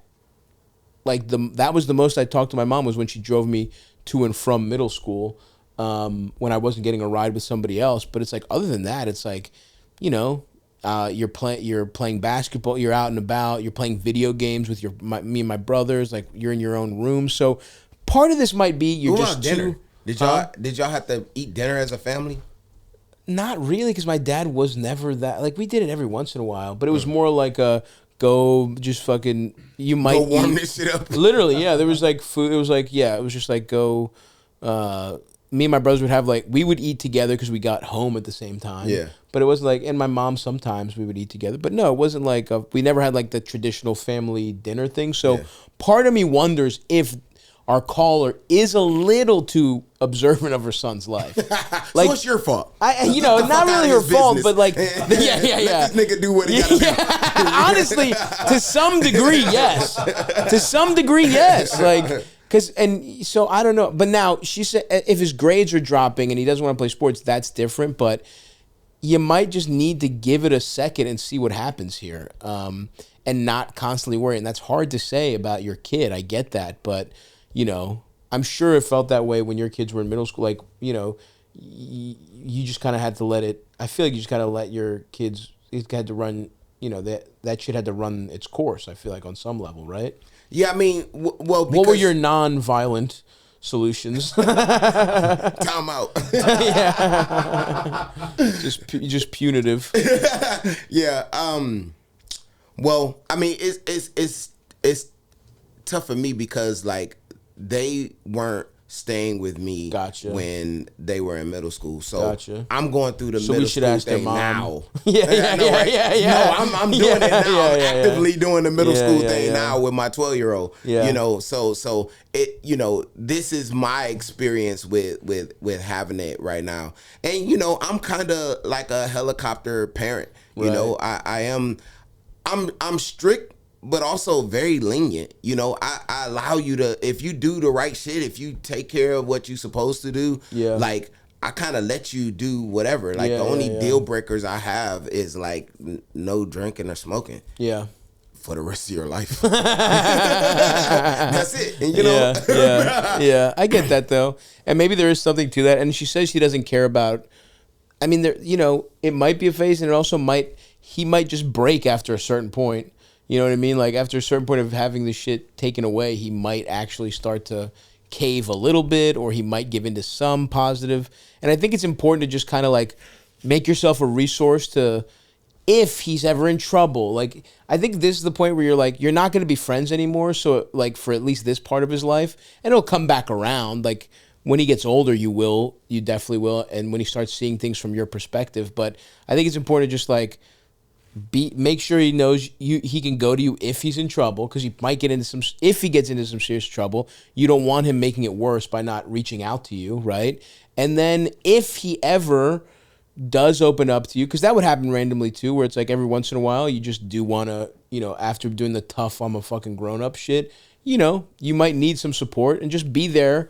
And it's like a not fulfilling relationship. Tina Fey was on a talk show, and she talked about having she has a teenage daughter, and she was like, it's kind of like having a crush on someone, because it's like you think about them all the time, and they don't care if you live or die. It's like an unrequited crush, and it's like that's kind of how it is. You got to kind of play it cool, I think, unfortunately. But good luck. That sucks. You can hear it in her voice how like stressful it is, and yeah, shit like this is like when I'm playing with my kid's baby, I'm like, I could have or my friend's baby. I'm like, oh, this could be fun having a kid. And then when you hear shit like this, it's like, I'm good. I'm good. I'm built to be a stepfather. I'm built to come in. They've already done all their raising of them, All right, what else we got, Elders? Got a couple more here. Hey, Caleb again here. Totally butchered that one, so let me condense that shit instead of having a therapy session. In the future, guys, we really don't need to know you fucked up the first one. I like having a therapy session. But basically what happened here is I have two brothers, same upbringing. My one brother, my younger brother, did nothing his entire life, dragged his feet. My dad actually, wrote his college papers, got him through college. 7 years for an undergrad. I graduated in 3.5. Been working my ass off as a data scientist now for about 10 years. Finally bought a house in Napa for $1 million, and feeling real proud of myself. You should, bro. Just to come to a Christmas dinner and find out that my younger brother, who has never done anything and got a job softball pitched to him, 6-figure job, by the way. He now owns a $1.5 million house, which was purchased entirely by my dad. What? So I'm just blown away. I can't process this. I don't know how to go about this. I've cut my parents out of my life right now, but I'm not sure if that's the right way to go about this. So any advice would be really great. They also invited us to Christmas this year in Hawaii, and they said they had tickets for us, and then they uninvited us the day before the flight and said that they no longer had tickets for us. So that was another little mind fuck just to throw in there, some evil just to sprinkle on top. This is crazy. But yeah, so any advice would be greatly appreciated. Give me a call. Give you a call. I'm not giving you a call. This is your call, motherfucker. Damn, I do feel for this guy. This feels like okay. This is a classic situation where I would love a little more context. Yeah. I'd love to get into their parents a little bit. Right. Here's my instant read reaction. This feels like this happens in like rich families a lot, where it's like there's the parents want control and they pick their favorite, and there's like one motherfucker that's basically Cinderella and has to work hard as fuck. Their parents just don't like them as much, and they just kind of exert their power by picking like a favorite who responds the way the parents want to. And his dumbass brother probably always was a spoiled kid. I mean, 7 years in undergrad, that's fucking weird. You're fucking 25. You're fucking 25 and undergrad. What the fuck? Party. I know, it's so weird, so fucking weird. And this guy's, he says he's working his ass off. We do need to know a little more context, but it does feel like, for whatever reason, either his parents didn't support him. I mean, we have a friend, we have a couple friends where it's like they feel like their parents just liked another sibling more. Like that happens sometimes, where it's like it's fucked up favoritism. And like our friend, we're all from Greektown, so it's not like no one's buying anyone a $1.5 million house. It's just like they just are nicer to him or whatever. But we had a friend who I remember growing up, dude.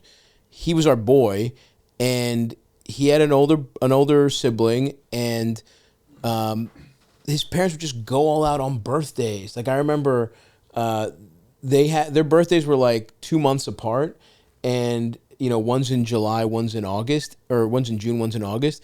And I remember during their older siblings' birthday party, at the very end they were like, "Oh, and by the way, it's our other kid's birthday too. It's a combination." But all the shit was in like for the first one, for the older, Right. the older ones. So it's like, I think this happens, and he clearly has a ton of resentment here. Like he clearly doesn't fuck with his family, and I think it's because they have mistreated him. They have treated him as like a second class sibling a little bit here. And so him buying his own house and then his brother getting to just live a better life, probably because his parents just like him more.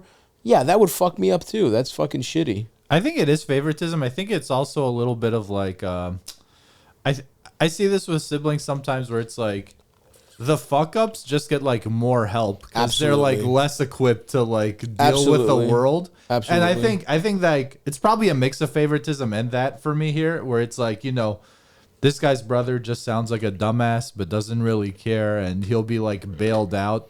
Right. And this guy that's a possibility, because sometimes if you were a complete fuck up, parents would help you, but this guy might have a little too much self-respect for that, right? Like this guy might be like, I want to do better. It's a little maybe self-fulfilling prophecy of like, I don't want to be a fuck up, so I'm going to work hard. And it's like, it's the equivalent of like, if you live off your parents and you're a completely unself-made person, that should spiritually feel bad. But if you don't give a fuck, that's an easy ass life. And our caller seems to have too much self-respect to just, do whatever the fuck his parents say and then cash in as a result. Yeah. I feel like So me being a parent, I know that you can have favoritism for kids. Rank them. Let's go. Your daughter's in the room. She's definitely the favorite. You know what I'm saying? Like, I'll buy her a house. But I wouldn't buy my son a Big Mac. So, there's clearly like favoritism. Based off of how much you like them. Yeah. No, it's so, yeah. I get that. So I I just wonder. Kind of like he has his $1 million house that he went earnestly. Yeah, you're good. You're in a better position, right? And he has that. And so, why is he even tripping on the fact that they did that? And maybe he is the fuck up, the other one, and they gotta help him. What I wish I had further lucidity on is him saying that they invited him to Christmas and then they canceled the ticket before, but he didn't say why they canceled the ticket. Like was he like excoriating them and like harassing them, and they knew there was going to be a whole bad thing and it was going to be cantankerous with the family if they showed up, because he's clearly aggrieved about the fact that they gave him this house, and so is he causing trouble?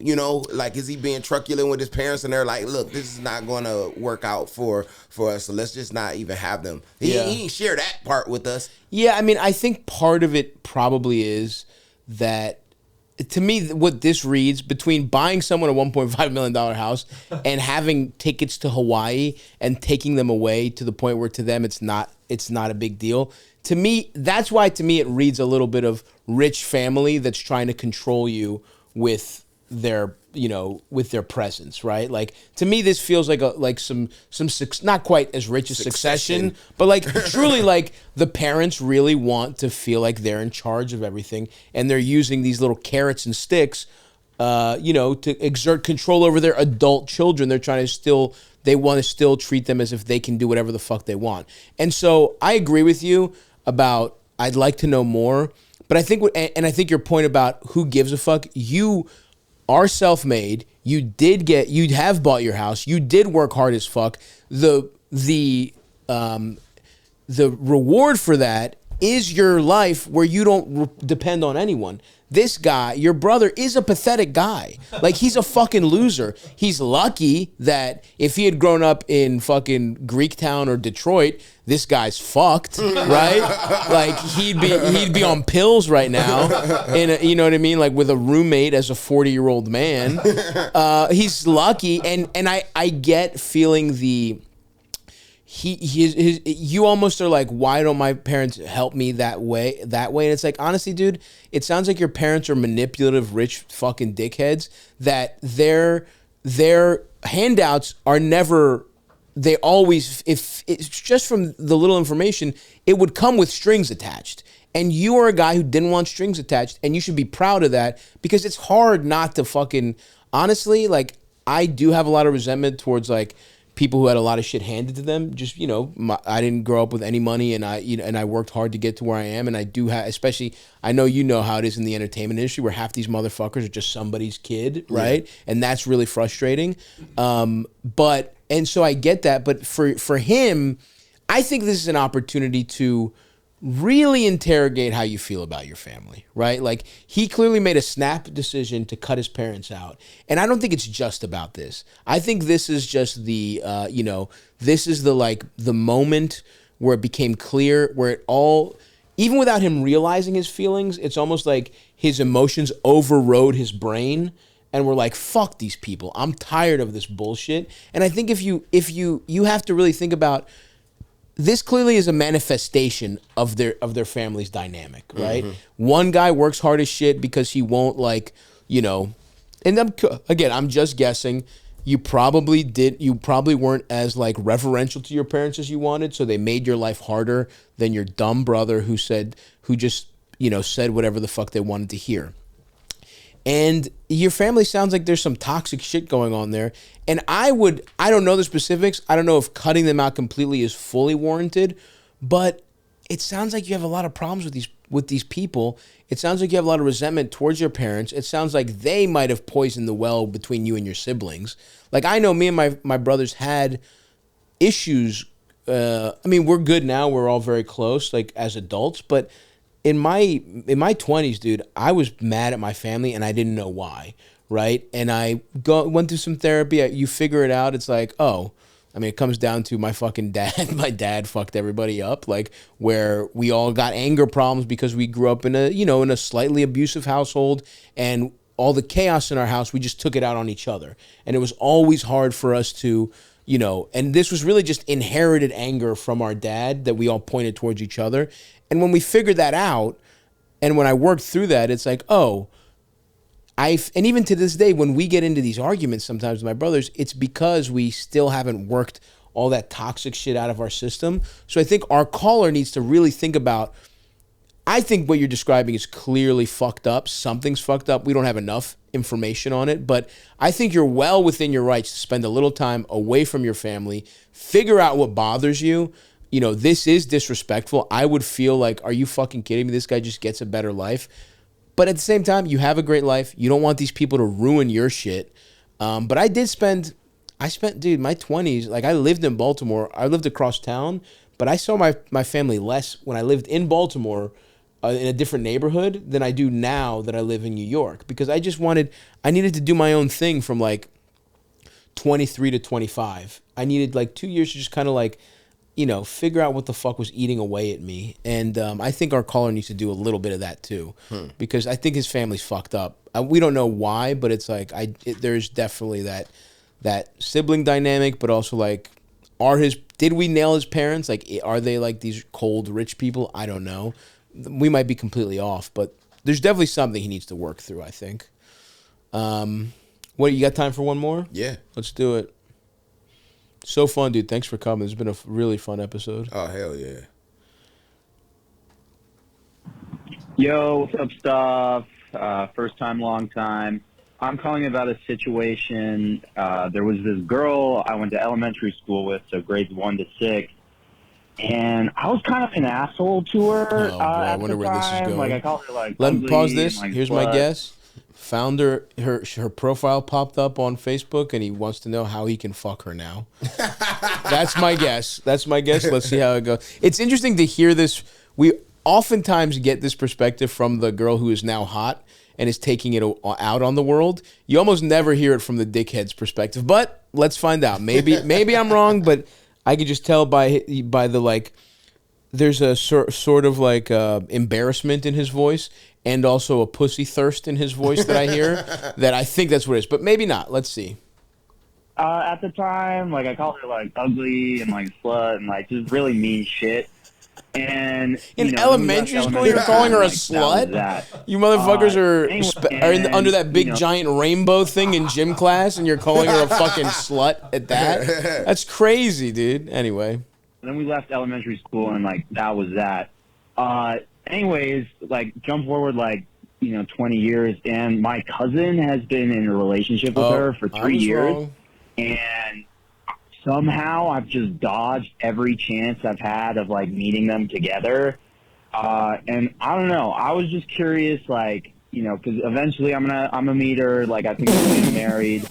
I was curious if you had any advice of, like, what to do. Like, should I, like, just go up to her and just, like, apologize right away? Like, should I just, like, say nothing and be, like, especially nice? I don't know, man. Anyways, love the show. Listen to it all the time. Wow. That's crazy. Okay, so I was wrong. This is a more nuanced scenario where it's like, this is much more interesting. Someone you bullied comes into your life, like, as the significant other of a family member. That's very interesting. I'm trying to think if this has ever nothing like this has ever happened to me. What would you do then? Like, if you felt like you were him? Well, this could happen. I hate to really look back at what my elementary and middle school life was like, because I definitely had some. Remember fucking. I know it's tough, but I definitely had some bully tendencies. I definitely like.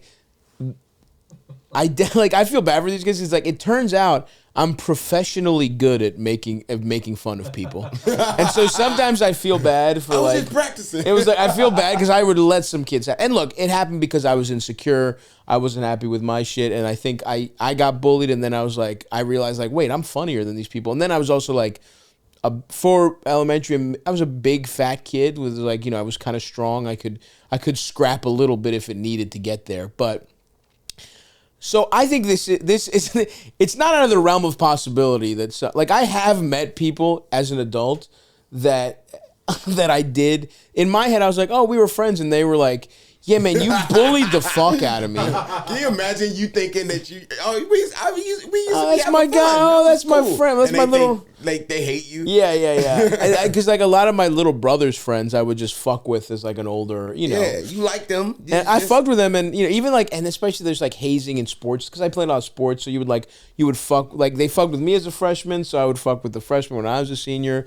But so this has stuff like this has happened to me, and honestly, I am just completely apologetic. That's all you can do. You can just be like, look, man, we were kids. I was a fucking idiot. I was insecure. I really apologize. That was fucking crazy. In my memories, like I still have like, I think positively, and I hope we can just be cool. And honestly, everybody's gotten it because everybody also knows like unless the kid, like now there were some kids that bullied me that are in jail and had lead paint poisoning, right? Those kids are never gonna come to. Those kids are never gonna like. You're never gonna have an emotional like apology from them because you know they're like fucking. You know they're never getting out, or they don't have the fucking mental capacity to even remember what the fuck happened. But I think that's good. I think that is good advice. Me personally, because I'm so non-confrontational.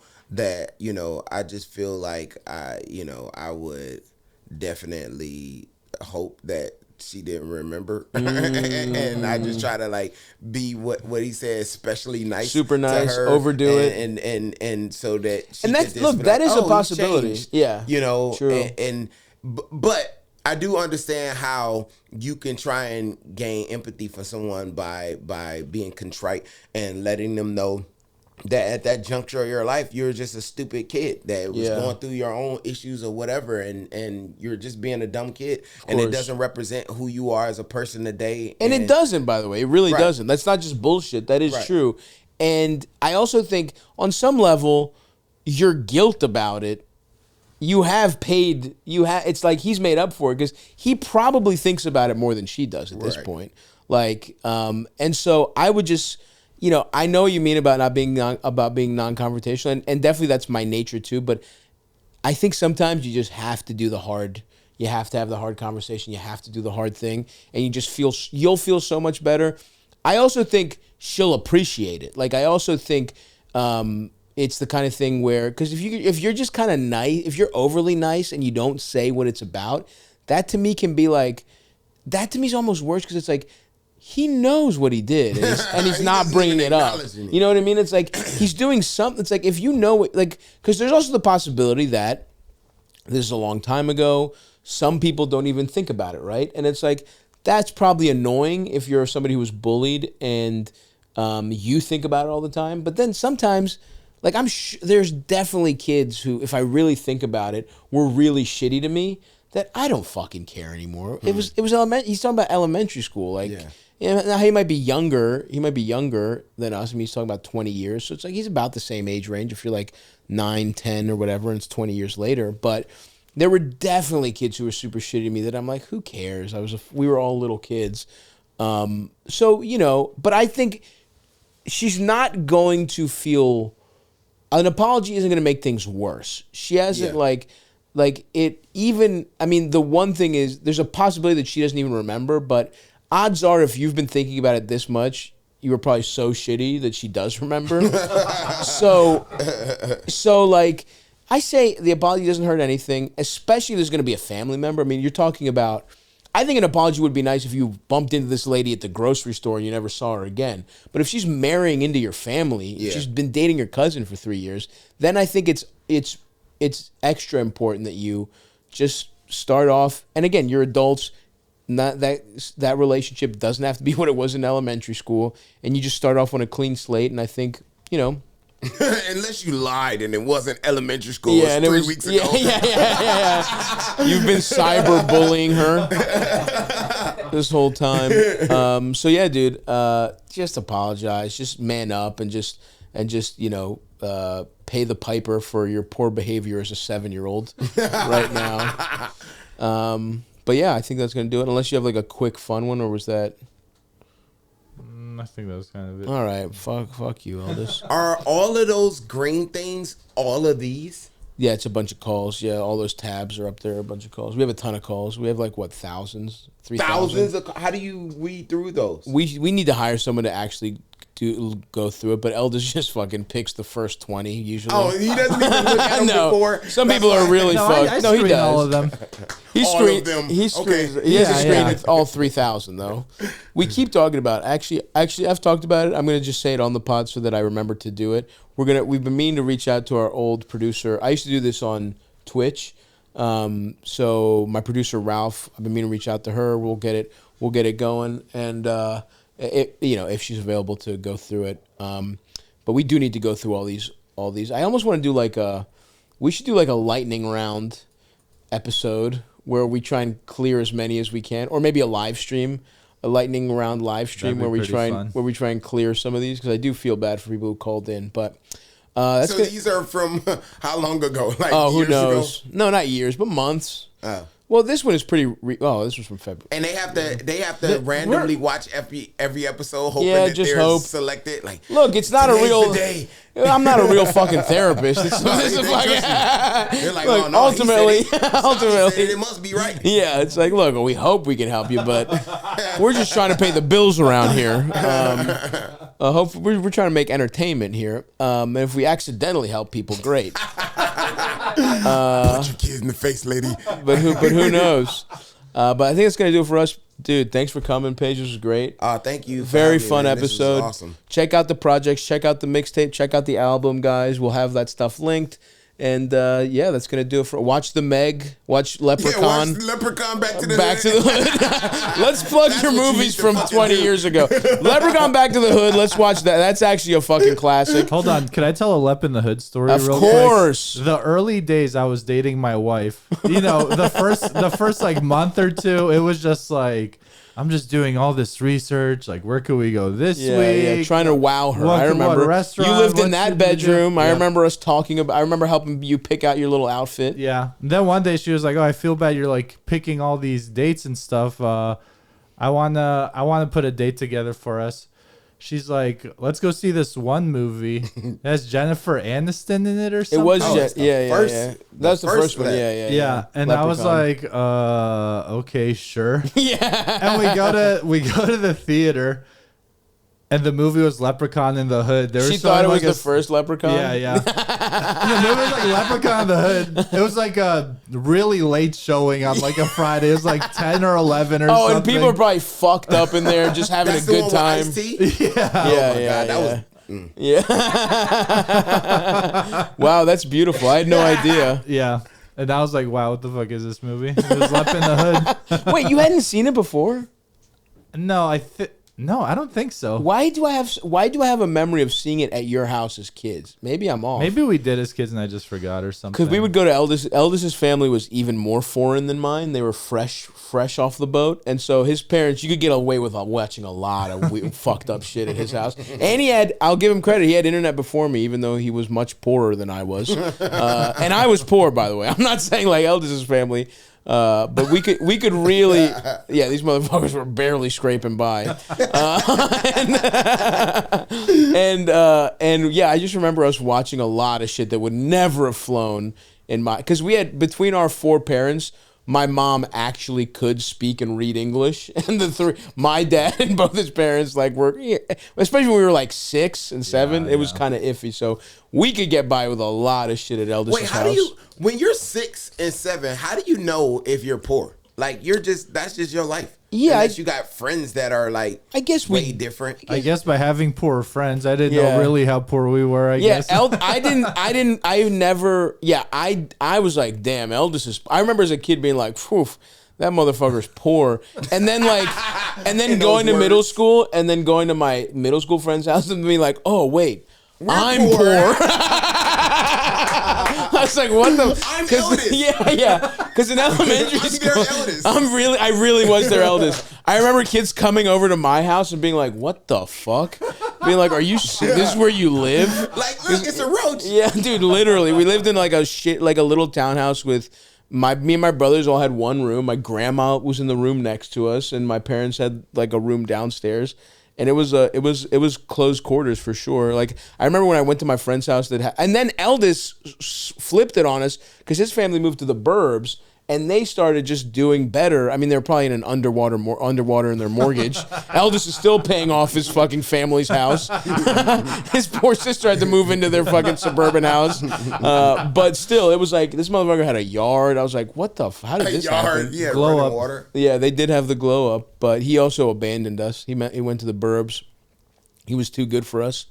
He went to the county. Yeah. Hoity-toity ass motherfucker. Sometimes you got to. Want a slice of that American dream pie? Truly, your parents didn't come from Albania to live in a first floor 2-bedroom with their entire family.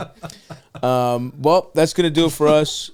I'd like to end on reminding everyone how impoverished we were. But again, eldest was poorer than me, for the record. That's gonna do it, folks. Dude, Paige. Yeah, oh yeah, big time. Oh, definitely.